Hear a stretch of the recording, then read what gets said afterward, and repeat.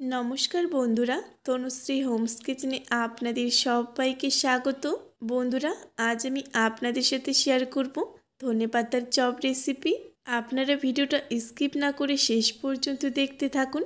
আশা করছি আপনাদেরও ভালো লাগবে। এবার ধনেপাতার চপ বানানোর জন্য সবার প্রথমেই লাগবে ধনেপাতা।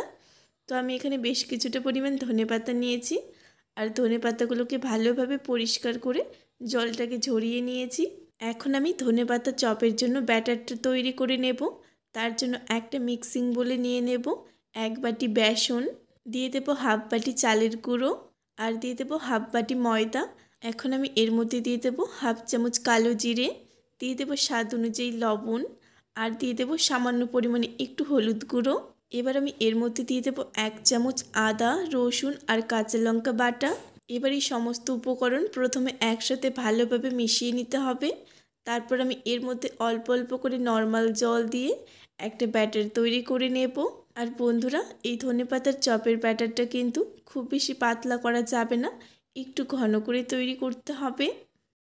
তো দেখুন বন্ধুরা, এখানে কিন্তু আমি বেসনের ব্যাটারটা ভালোভাবে তৈরি করে নিয়েছি, আর ব্যাটারটাকে কিন্তু ঠিক এরকম ঘন করেই তৈরি করতে হবে।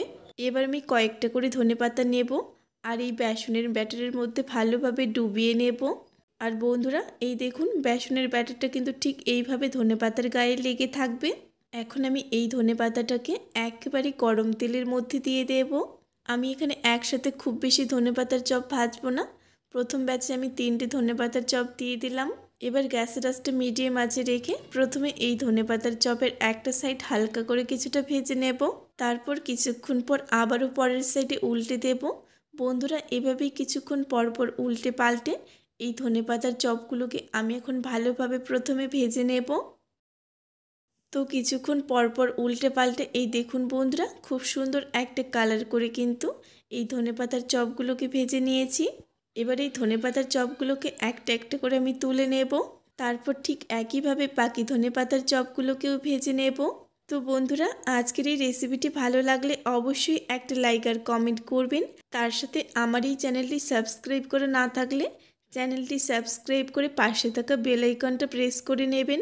ভিডিওটি শেষ পর্যন্ত দেখার জন্য সকলকে অসংখ্য ধন্যবাদ। সবাই ভালো থাকবেন, সুস্থ থাকবেন।